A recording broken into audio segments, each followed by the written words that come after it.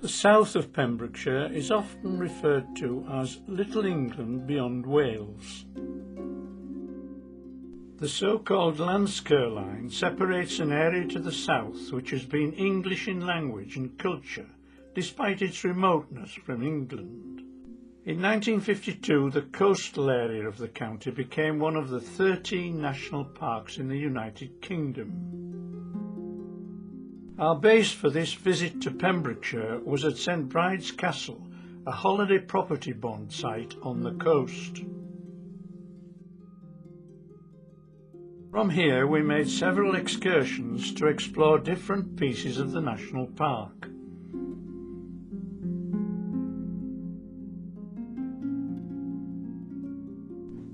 Coastal erosion of the steep limestone cliffs has produced this dramatic scenery.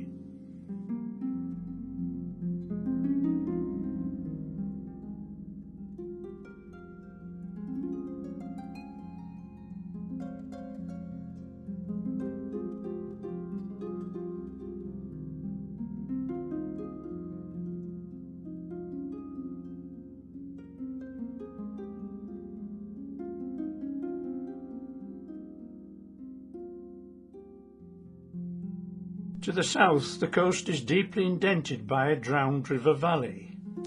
The landscape is more subdued, and the sheltered waters of Milford Haven give easy access as far inland as the county town of Haverfordwest.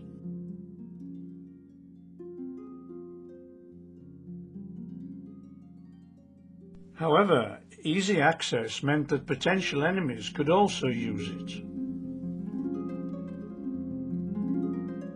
Castles were built at strategic points to deter would-be invaders. Carew Castle is one such example.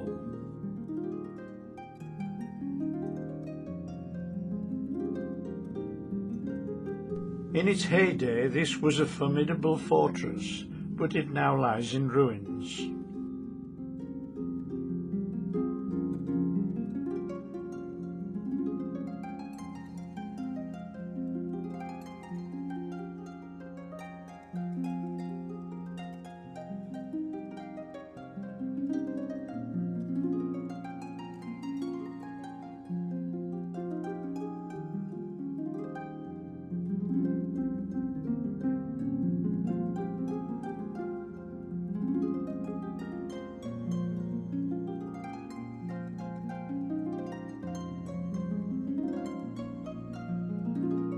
The large number of occupants had to be fed, and a nearby tidal mill provided the flour.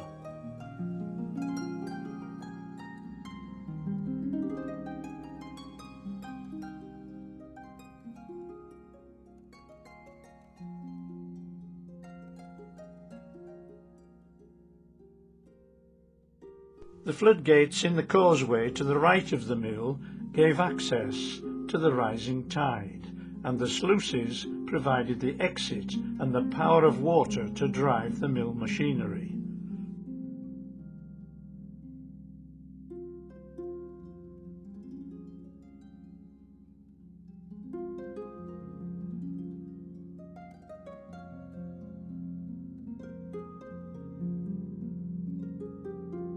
The busy town of Pembroke was the site for this well-preserved castle.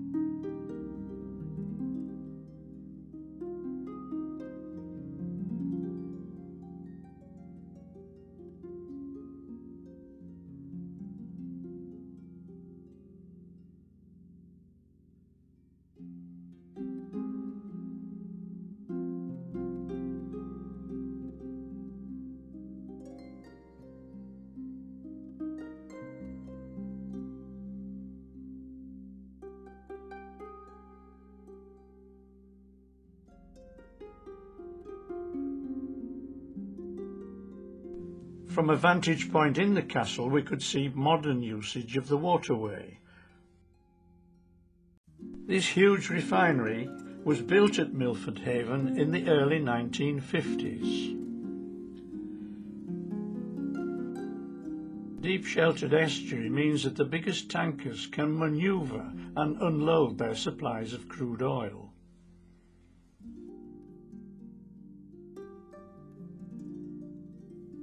A surprise in store when we got to Fishguard. The last invasion of mainland Britain was when French troops landed here on the 22nd of February 1797. The embroiderers of the town decided to commemorate the 200th anniversary of the event with a Bayeux-style tapestry.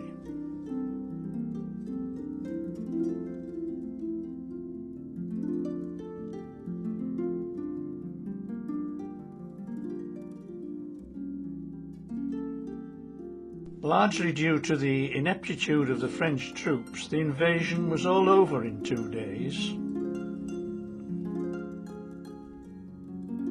The Act of Surrender was signed in the Royal Oak in Fishguard.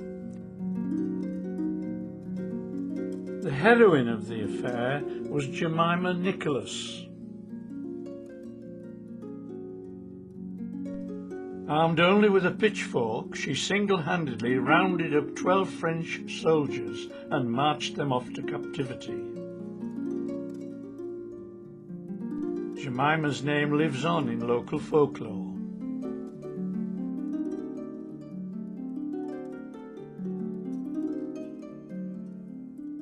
St David's Cathedral is not the biggest one in the land, but its interior must be one of the most attractive.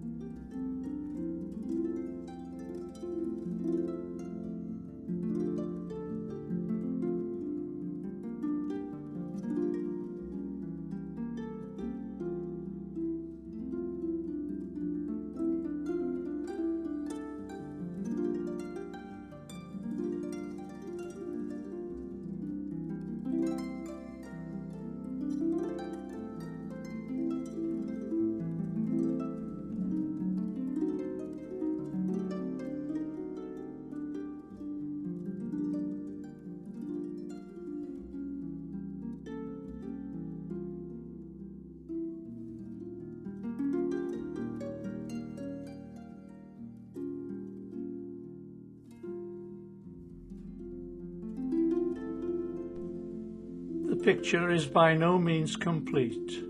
There are many more aspects to this very interesting national park.